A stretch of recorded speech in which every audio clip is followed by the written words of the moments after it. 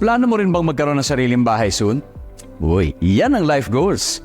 At sa pagpili ng lokasyon ng iyong dream house, siguraduhin nyo naman na safe ka from landslide.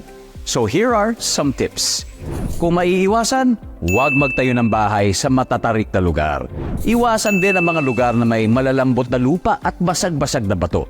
Lalo na kung may history ng pagguho tulad ng mud flow at rockfall. Huwag ring magtayo ng bahay sa paanan ng bundok o burol dahil posible itong bagsakan ng landslide materials. Delikado. Dahil major milestone sa buhay ang pagkakaroon ng sariling bahay, siguraduhin nating safe naman ito sa landslide, hindi ba? #Panatag ang may alam. Maging